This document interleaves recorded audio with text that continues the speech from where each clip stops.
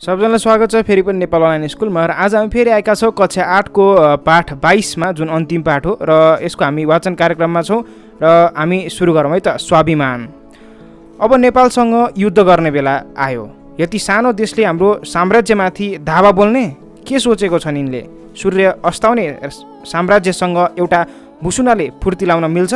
रक्सीको चुस्की लिँदै जनरल हेस्टिङले आफ्ना सैनिक मित्रहरूसँग सल्लाह लिन चाहे। उनी इस्ट इन्डिया कम्पनीका लागि नयाँ गभर्नर थिए। उनले सैनिक सेवामा राम्रो ख्याति कमाइसकेका थिए। उनी उग्र, रुखो र कठोर स्वभावका भएकाले उनलाई नेपाल कब्जा गर्न ब्रिटेन सरकारले भारतमा 4 अक्टोबर 1813 मा गभर्नर बनाई पठाएको थियो। उनी आफू पूर्वका जनरलभन्दा आफूलाई भिन्न र शक्तिशाली ठान्थे। जिद्दी स्वभावका हेस्टिङ आफ्नो समयलाई महत्त्वपूर्ण बनाउन चाहन्थे। उनमा उत्कृष्ट महत्त्वाकांक्षा थियो, अर्थात् इच्छा थियो, चाहना थियो। आफ्ना सहयोगीको प्रतिक्रिया आउनु पूर्व उनले फेरि भने, यस्तो सानो राष्ट्रले ब्रिटेनसँग जोडी खोज्ने? हामी मराठा, सिख र नेपालीलाई एकै श्वासमा निल्न सक्छौँ। अब यो मराठा भनेको के हो भने सन् 1674 देखि 1818 सम्म हाल भारतको महाराष्ट्रमा राज्य गर्ने मुगल वंशहरू हुन्। र सिख भनेको सन् 1799 देखि 1849 सम्म पन्जाबमा शक्तिशाली रहेको राज्य शक्ति थियो। नेपाललाई त म औलामा नचाइदिन्छु। यिनलाई लोभको पासो फालिदियो भने ती बत्तीको पुतली झैँ झुम्मिन आउँछन् अनि छानी छानी यिनको अन्त्य गर्नुपर्छ। अनि त त्यो चिसो सुन्दर भूभाग हाम्रो हुन्छ। पहाडको शीतल फाटमा सुन्दर बङ्गला बनाएर त्यहीँबाट हाम्रो राज सुरु हुन्छ। त्यहाँको जङ्गलको काठ ल्याएर इस्ट इन्डिया कम्पनीको हरेक ठाउँमा रेल गुडाउने पर्छ। हेस्टिङले मनमनै आफूले नेपाल जितिसकेको पछिको कल्पना गर्दै मनको लड्डु घिउसँग खाए अनि रक्सीको प्याला उचाल्दै राक्षसी हाँसो क्याम्प नै उचाले हा हा हा गर्दै। लर्ड, यो समय नेपाल हान्न उपयुक्त छ। मेजर ब्रान्डसाले सिक्किम, पटना, गोरखपुर र कुमाऊको सब वस्तुस्थिति बुझिसकेका छन्। उनलाई हाम्रो जासुस भनी कसैले चिनेका पनि छैनन्। रामनगरका तेजपाल, भुटानका देवराजा, बाराका किसान तेली, गढवालाका संसार चन्द, कुमाऊका हर्षदेव जोशी र पाल्पाका तिवारी उनले आफ्नो बनाइसकेका छन्। यो नेपाल विरोधी सङ्गठनमा अरू पनि आउँदैछन्। आखिर धन देखेपछि को भस्दैन र? हामीले भत्ता दिएपछि तिनले पनि काम गर्नु पर्यो नि। अब भत्ता भनेको के हो भन्दाखेरि पैसा, पेस्की लगायतको पैसा दिने, प्रलोभनको निम्ति एक्स्ट्रा पैसा दिएको भत्ता भनिन्छ।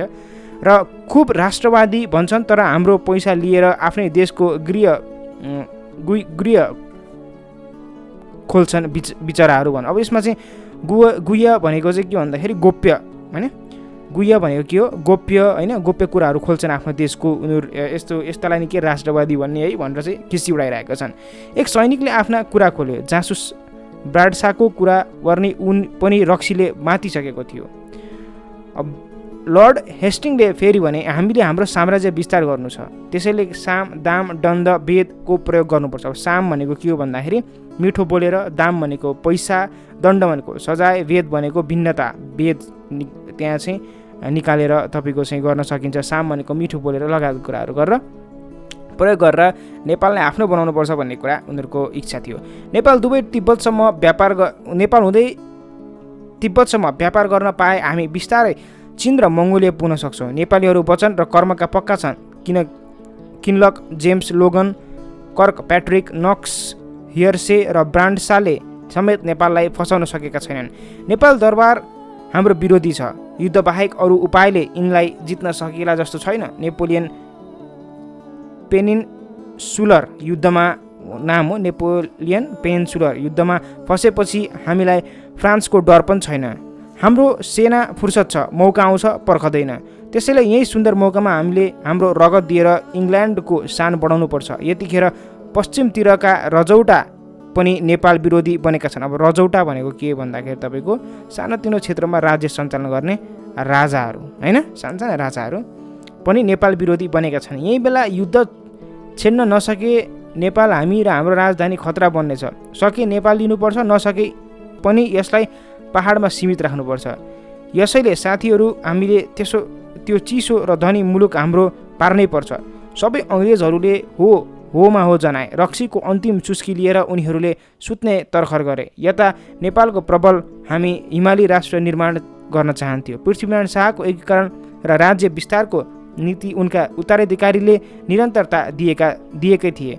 नेपालले तिब्बतको बाटो हुँदै मङ्गोलियाको सुन नेपाल भित्राई व्यापारिक समुन्नति बढाएको थियो। नेपालले अङ्ग्रेज विरोधी देशसँग सम्पर्क विस्तार पनि गरिरहेको थियो।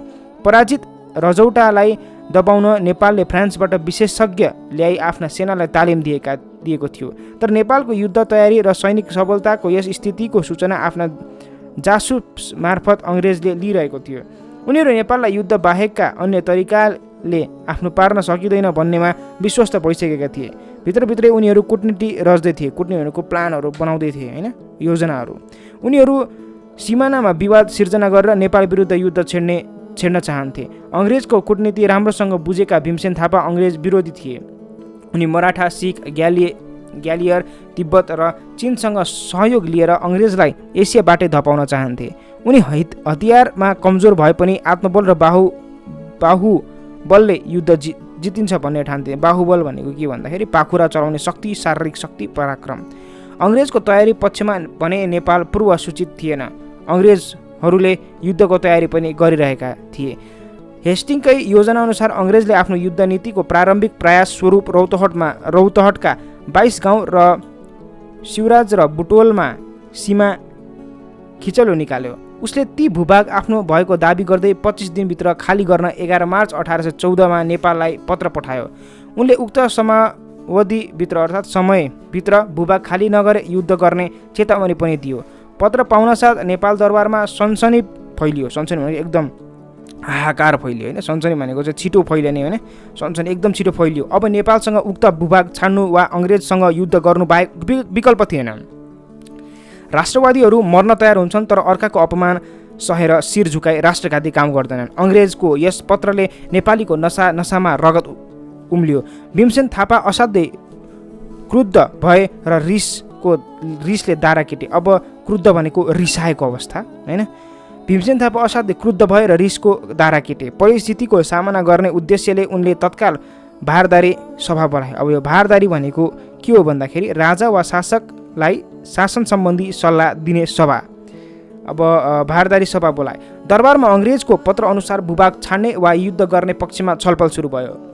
अमरसिंह थापा, चौतरिया वंशाह, राजगुरु रङ्गनाथ पण्डित, काजी दलभञ्जन पाण्डे युद्ध नगर्ने पक्षमा उभिए। उनीहरूका विचारमा विश्वव्यापी युद्ध लडेको अनुभवी अङ्ग्रेजी सेनासँग युद्ध गर्नु भुल हुन सक्थ्यो। नेपालसँग सेना, हात हतियार र रसद पानी युद्ध स्थलमा पुर्याउने समस्या थियो।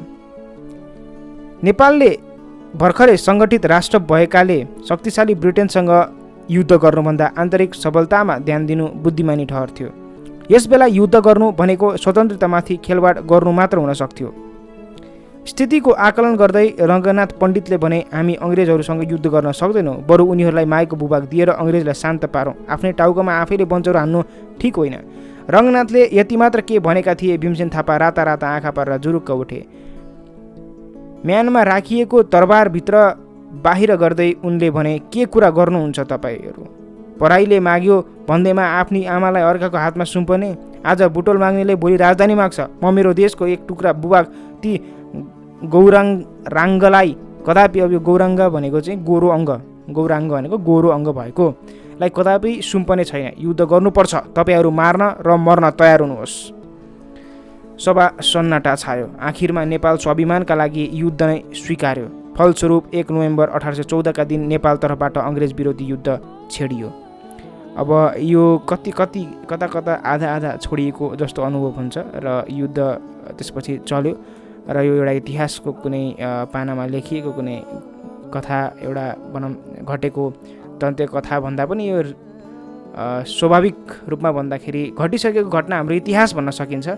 इतिहासलाई चाहिँ एउटा कथा जस्तो बनाएर यहाँ प्रस्तुत गरिएको छ र निकै नै स्वाभिमानका विषयमा उभिएको यस पाठ हामीले सकिसकेका छौँ वाचन गरेर। अर्को पाठको लागि अब आज हामी कक्षा 8 को पाठ त सकिसकेका छौँ। अब अरू पाठहरूको निम्ति पनि हामीले बनाइसकेका छौँ अडियो भर्जन। दाइ दिदी भाइ बहिनी आफूले सुन्नको लागि पनि तपाईँले हाम्रो नेपाल अनलाइन स्कुल सब्सक्राइब गर्न सक्नुहुन्छ। आजको लागि यति गरौँ। हस्त, धन्यवाद।